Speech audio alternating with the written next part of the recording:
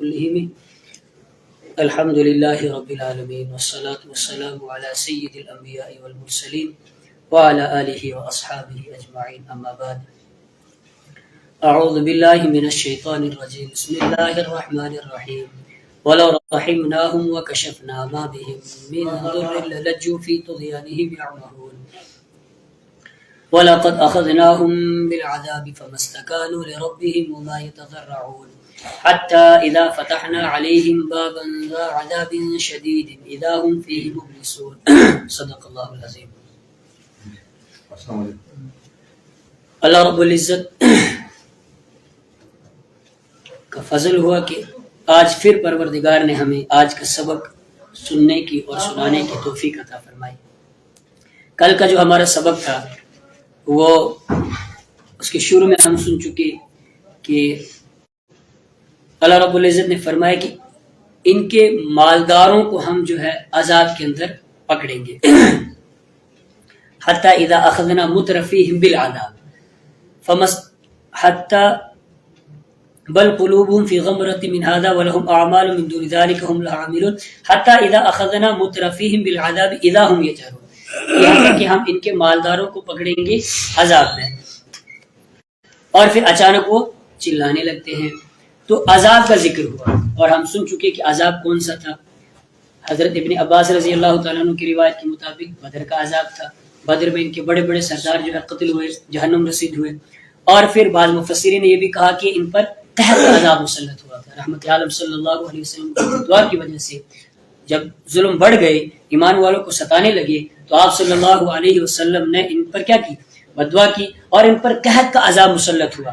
اور پھر قحط کا عذاب کس طرح مسلط ہوا کہ یہ مردار جانور، کتے اور ہڈیاں کھانے پر کیا ہوگی؟ مجبور ہوگی. تو اللہ رب العزت فرما رہے ہیں کہ ان پر اتنا سخت عذاب آیا، یہ مردار جانور، کتے اور ہڈیاں کھانے پر مجبور ہو گئے.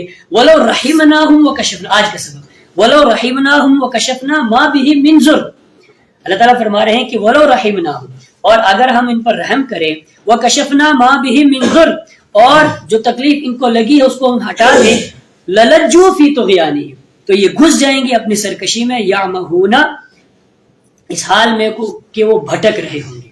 یعنی ان پر جو حالت گزری ہے، مردار جانور، کتے اور ہڈیاں جو کھا رہے ہیں، تو اگر ہم ان کی اس حالت پر رحم کریں اور ان سے اس عذاب کو دور کر دیں تو پھر کیا کریں گے؟ عذاب دور ہوتا.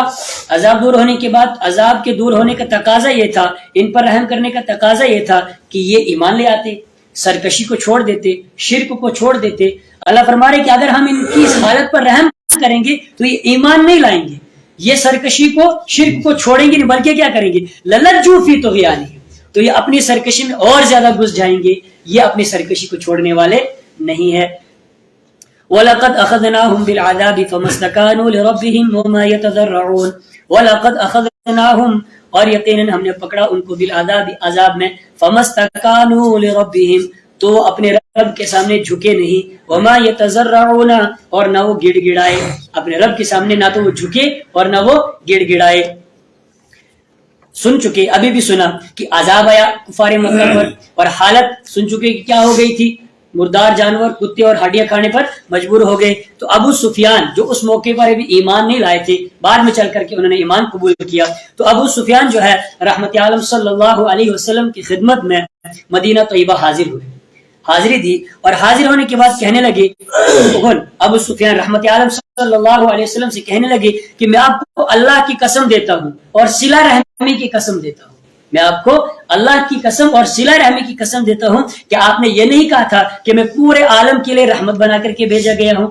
آپ صلی اللہ علیہ وسلم نے جواب دیا کہ ہاں بے شک میں پورے عالم کے لیے رحمت بنا کر کے بھیجا گیا ہوں. تو ابو سفیان نے کہا کہ آپ نے اپنی قوم کے بڑوں کو تو بدر میں تلوار سے قتل کر دیا، اور اب جو بچے ہیں، رہ گئے ہیں، پیچھے بھاگتے رہ گئے ہیں، ان کو بھوک کی وجہ سے قتل کر رہے ہو. آپ دعا کیجئے کہ اللہ رب العزت ہم سے اس عذاب کو کیا کر دے؟ دور کر دے. رحمت عالم صلی اللہ علیہ وسلم نے دعا فرمائی اور عذاب کیا ہو گیا؟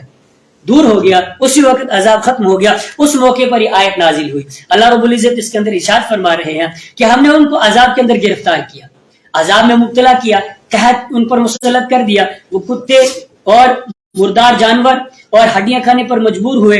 اللہ فرما رہے کہ اس کے بعد رحمت عالم صلی اللہ علیہ وسلم نے دعا فرمائی اور ان سے عذاب کو کیا کر دیا گیا؟ ختم کر دیا گیا. اب جب عذاب ختم ہو گیا تو اب ہونا کیا چاہیے تھا؟ اپنے رب کے سامنے جھکتے، ایمان قبول کرتے اور اپنے رب کے سامنے گڑ گڑاتے. لیکن کیا ہوا؟ فرمایا اللہ نے وَلَقَدْ أَخَذْنَاهُمْ بِالْعَذَابِ، ہم نے ان کو پکڑا عذاب میں. فَمَسْتَكَانُوا لِرَبِّهِمْ، تو اپنے رب کے سامنے جھکے نہیں. جھکنا چاہیے تھا، عذاب دور ہوا، نجات ملی، اللہ کے سامنے جھکنا چاہیے تھا. فَمَسْتَكَانُوا لِرَبِّهِمْ، تو اپنے رب کے سامنے جھکے نہیں. وَمَا يَتَضَرَّعُونَ، اور نہ وہ گڑ گڑائے. پھر کیا کیا انہوں نے کیا کیا؟ اپنے شرک اور اپنے کفر پر جمے رہے. حتی اذا فتحنا علیہم، یہاں تک کہ جب ہم کھولیں گے ان پر بابن ذا عذاب شدید، سخت عذاب کا دروازہ. اذا ہم فیہ مبلسون، تو اچانک وہ اس میں مایوس ہونے والے ہو جائیں گے. دنیا کا عذاب ہو یا آخرت کا عذاب ہو، جب بھی عذاب آتا ہے تو وہ کیا ہو جاتے ہیں؟ اس میں مایوس ہو جاتے ہیں. آگے پھر اللہ رب العزت کی قدرت کی کچھ نشانیاں ہیں. ایسی نشانیاں اللہ رب العزت بیان فرما رہے ہیں کہ جن کو کفار مکہ بھی کیا کرتے تھے؟ مانتے تھے. اور ان قدرت کی نشانیوں کو بیان کرنے کا مقصد کیا تھا؟ ان قدرت کی نشانیوں کو بیان کرنے کا مقصد صرف یہ تھا کہ جو پروردگار، جو ذات اتنی عظیم اور حیرت انگیز کام کر سکتا ہے، اتنی بڑی بڑی چیزیں بنا سکتا ہے، پیدا کر سکتا ہے، تو کیا وہ انسان کو مرنے کے بعد دوبارہ زندہ نہیں کر سکتا؟ ضرور کر سکتا ہے. وَهُوَ الَّذِي، وہی تو ہے، الَّذِي أَنشَأَ لَكُمُ السَّمْعَ، جس نے بنایا تمہارے لیے، پیدا کیا تمہارے لیے، السمع، سننے کی طاقت کو، والابصار، اور دیکھنے کی طاقت کو، والافئدۃ، اور سمجھنے کی طاقت کو. اور دوسرا آسان لفظوں میں ترجمہ کرے، وہی تو ہے جس نے پیدا کیا تمہارے لیے السمع، کانوں کو، والابصار، اور آنکھوں کو، والافئدۃ، اور دلوں کو. کانوں کو بھی پروردگار نے بنایا، پیدا کیا. آنکھوں کو بھی جس سے تم دیکھتے ہو، کس نے بنایا؟ اللہ نے بنایا. اور دلوں کو جس سے تم بات سمجھ سکتے ہو، کس نے بنایا؟ اللہ نے. قلیلا ما تشکرون. اب جب اللہ نے آنکھ بھی دی، کان بھی دیا، دل بھی دیا، سب کچھ دیا، تو اس کا تقاضا کیا تھا؟ کہ اللہ پر ایمان لاتے، جس دین کو اللہ نے بھیجا ہے، اللہ کا جو پسندیدہ دین ہے، اس کو مانتے. لیکن اللہ نے فرمایا قلیلا ما تشکرون، بہت کم تم شکر ادا کرتے ہو. شکر یہی تھا کہ مانتے، لیکن مانتے نہیں ہو. وَهُوَ الَّذِي ذَرَأَكُمْ فِي الْأَرْضِ وَإِلَيْهِ تُحْشَرُونَ، وہی ہے جس نے تم کو پھیلایا زمین میں. وَإِلَيْهِ تُحْشَرُونَ، اور اسی کی طرف تم کو جمع کیا جائے گا. اور جب جمع کرے گا کل قیامت کے دن، پھر پتہ چلے گا کہ ہم صحیح تھے یا غلط تھے. وَهُوَ الَّذِي يُحْيِي وَيُمِيتُ، وہی تو ہے جو زندگی اور موت دیتا ہے. زندگی اور موت کس کے قبضے میں ہے؟ اللہ کے قبضے میں ہے. وَلَهُ اخْتِلَافُ اللَّيْلِ وَالنَّهَارِ، اور اسی کے قبضے میں ہے رات اور دن کا بدلنا، تبدیل ہونا، دن کا چھوٹا ہونا اور رات کا بڑا ہونا، یا پھر رات کا چھوٹا ہونا اور دن کا بڑا ہونا. یہ کس کے قبضے میں ہے؟ اللہ کے قبضے میں ہے. افلا تعقلون، تو کیا تم سمجھ سے کام نہیں لیتے ہو؟ بل قالوا مثل ما قال الاولون، بلکہ انہوں نے وہی کہا جو پہلوں نے کہا تھا. کیا کہا تھا پہلوں نے؟ قالوا اذا متنا وكنا ترابا وعظاما انا لمبعوثون. وہی بات کہ جب ان سے کہا جاتا تھا کہ دوبارہ زندہ ہونا ہے، مرنا ہے، مرنے کے بعد دوبارہ زندہ کیا جائے گا تم کو، جو پروردگار یہ تمام چیزیں کر سکتا ہے، بنا سکتا ہے. افعینا بالخلق الاول بل هم في لبس من خلق جدید، حالانکہ پہلی مرتبہ انسان پیدا کیا تو پہلی مرتبہ کسی چیز کو بنانا کیا ہوتا ہے؟ مشکل ہوتا ہے. جب ایک بار اس کا ڈھانچہ تیار ہو جائے تو دوبارہ انسان اس کو کیا کرتا ہے؟ آسانی کے ساتھ بنا دیتا ہے. تو جس رب نے پہلی مرتبہ پیدا کر دیا تو وہ کیا دوبارہ زندہ نہیں کر سکتا؟ جو پروردگار جس نے کان، آنکھ، یہ تمام چیز، یہ تمام چیزیں بنائی، اور جو زندہ کرتا ہے، مارتا ہے، دن کا بدلنا، رات کا آنا جانا، دن کا آنا جانا، یہ تمام کی تمام چیزیں کس کے قبضے میں ہیں؟ پروردگار کے قبضے میں ہے. تو جو رب یہ تمام کر سکتا ہے وہ دوبارہ زندہ بھی کر سکتا ہے. کفار مکہ کو جب دعوت دی جاتی تھی تو وہ کیا جواب دیتے تھے؟ وہی جواب دیتے تھے جو پہلے لوگ دیتے تھے. یعنی رحمت عالم صلی اللہ علیہ وسلم سے پہلے جتنے بھی انبیاء آئے سب کو یہی جواب دیا. کیا؟ قالوا اذا متنا وكنا ترابا، پہلوں نے کیا کہا تھا؟ جب ہم مر جائیں گے، وكنا ترابا، اور مٹی ہو جائیں گے، وعظاما، اور ہڈیاں ہو جائیں گے، انا لمبعوثون، کیا ہم کو دوبارہ زندہ کیا جائے گا؟ لقد وعدنا نحن وآباؤنا من قبل، یقیناً یہ ہم سے بھی وعدہ کیا جاتا ہے، وآباؤنا، اور ہم سے پہلے جو ہمارے باپ دادا گزرے ہیں ان سے بھی کیا کیا جاتا تھا؟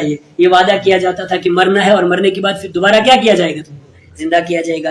ان ھذا الا اساطیر الاولین، نہیں ہے یہ مگر پہلے لوگوں کی قصے اور کہانیاں ہیں. اللہ رب العزت ہمیں قرآن سمجھنے کی توفیق عطا فرمائے اور اس پر عمل کرنا نصیب فرمائے. وآخر دعوانا ان الحمد للہ رب العالمین.